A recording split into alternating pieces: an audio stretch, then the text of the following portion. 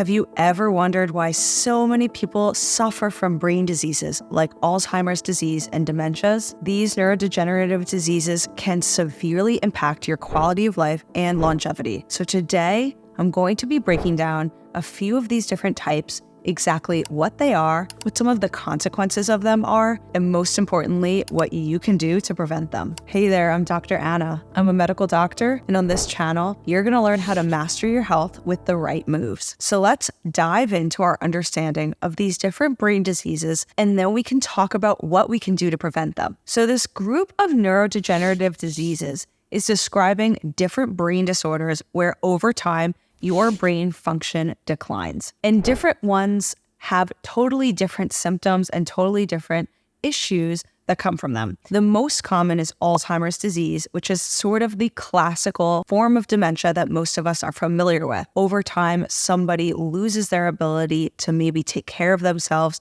to work. In the most severe instances, they become completely dependent on caretakers.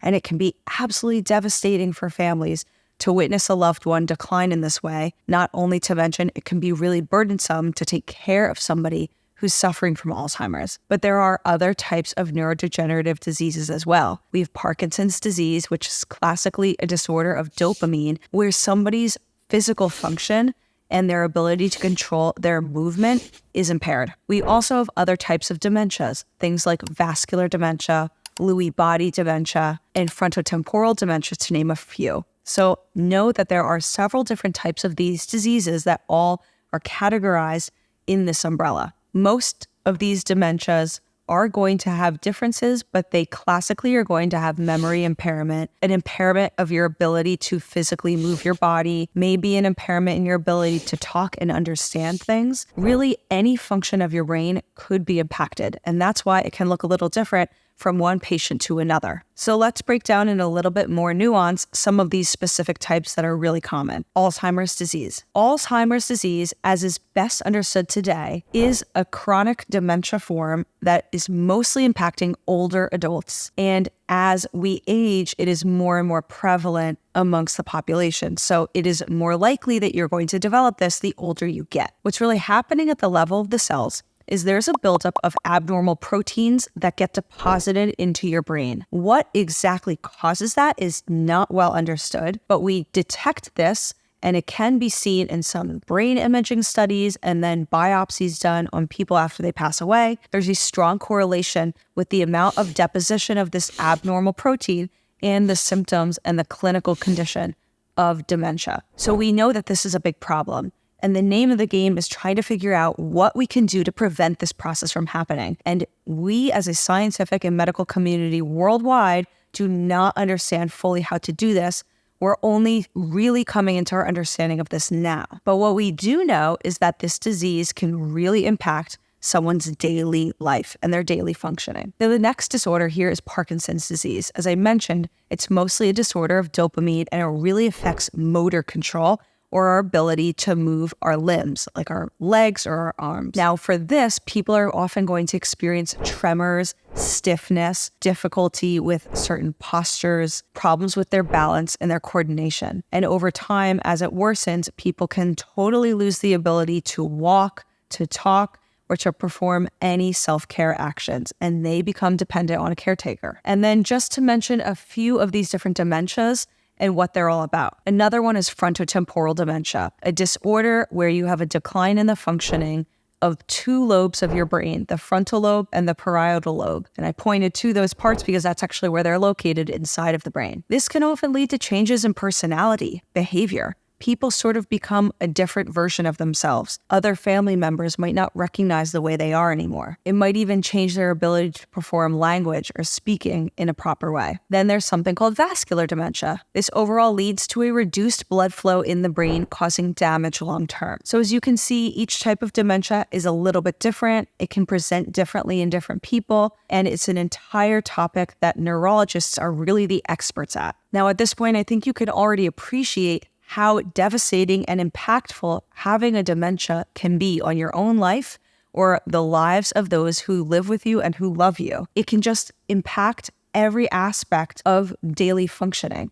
And because of that, it's very burdensome. And that's why it's such a concern that these diseases are actually becoming more and more common. Part of that is, as I mentioned in the beginning, what's the number one risk factor for these things? Well, it's age. As we get older, it's more likely we're going to get some of these conditions. And the truth is we're surviving longer, so it's going to be more and more common. So wouldn't you want to do as much as you could to prevent this? Before we dive into exactly how that might be done, please subscribe to this channel. If you are liking this content, it really helps it get out to more folks. So how can we prevent some of these conditions from coming into our lives? The good news is that there's new understanding that lifestyles that are healthy in general are often really good at preventing some of this decline. There are specific things we can do in our behavior and our habits that is going to decrease our risk for getting these things when we get older. So recognizing that if you can apply some of these healthy habits now, you are really benefiting yourself not only today, but for many years to come. And that's really the name of the longevity game. So what are some of these things that you can do today to help decrease your risk for some of these diseases? Well, the first is healthy eating. There's new research coming out all the time about the importance of a healthy eating pattern for brain protection. Now, some of the diets that are really linked to helping preserve brain function over time are things like the Mediterranean diet or the MIND diet, which is a slightly different version of the Mediterranean diet, known to really include lots of foods with a lot of positive benefit to your brain. It's going to be lots of plant-based foods, lots of healthy vegetables, things like dark leafy greens, fibrous vegetables, allium vegetables, things that help decrease inflammation, having whole form fruits and whole grains, legumes like beans or lentils, nuts and seeds, having healthy fish in your diet, which provides lots of omega-3 fatty acids, one of the healthiest nutrients for your brain, and including lots of healthy oils like olive oil and the oils inside nuts like walnuts. And as well, it's known that for your brain, it's really important to decrease certain fats and certain animal products from your diet, things that can cause lots of issues long-term, not only for your brain health, but also for your cardiovascular system, for your digestive system, etc. So this is about decreasing a lot of processed foods that are including lots of added sugar, lots of unhealthy fats like trans fats, salty foods. I think you guys can get the idea. Junk food is really not that good for your brain. So next, let's talk about the next ingredient of the soup that's going to help keep your brain healthy. And this is all about getting enough exercise. So we want to make sure we're doing exercise throughout our entire lifetime, but especially as early on as possible, doing both cardiovascular and weight training exercise. It is well understood that grip strength, so the ability for you to squeeze with your fists, is actually correlated to a strong and healthy brain later in your life. So you want to make sure you're able to do some weight-bearing exercise as much as you can tolerate, some cardiovascular exercise like swimming, dancing, biking, as much as you can tolerate. But even gentle activities like Tai Chi or yoga have actually been shown to be healthy for your brain too. The more you can move, the better. And that's not just true for brain health, it's actually true for pretty much every organ system of your body. So another crucial step, and this is the one that gets pretty famous when it comes to brain health, is to stay mentally active. So what does this actually mean? Well, there are different types of mental activities that are correlated to a healthy brain later in life. Things like foreign language learning, cognitive skills and tasks, challenging yourself with doing new things, and continuously stretching yourself to keep learning. Now, what is often repeated is doing things like puzzles is so good for your brain. But what I'm understanding now more and more from when I'm reading new literature studies or working in the clinic is that it's not just about doing a task, but doing a new task. So if you're doing the same puzzle 1,000 times and you can basically do it with your eyes closed because you've already learned all of the different pieces, you're not actually doing the work to help your brain later. You want to be stretching your brain, squeezing it, making it work a little bit. That's really important. Now, this doesn't just have to be like intellectual activities in front of a computer. It could be something like playing music or writing, but it could be working with tools and trying to figure things out. Anything that keeps your mind active is very important for your brain health long-term. What else is important for brain health? Social connection. This is part of the reason I love the Mediterranean diet and lifestyle, because it really emphasizes this component so much. We know that social connection, staying close to people who matter to us, if they're neighbors, family members, friends, is really, really important for long-term brain health. Now, how much of this makes what degree of impact is not really well understood, but there's definitely strong evidence for people who stay in tight-knit communities are often living longer. Now, are these all of the things we need to think about? Well, I'd always encourage somebody to get regular health checkups with their healthcare provider, whether that's a doctor, a nurse practitioner, you name it. Getting regular health checkups can be one of the best things to do for your brain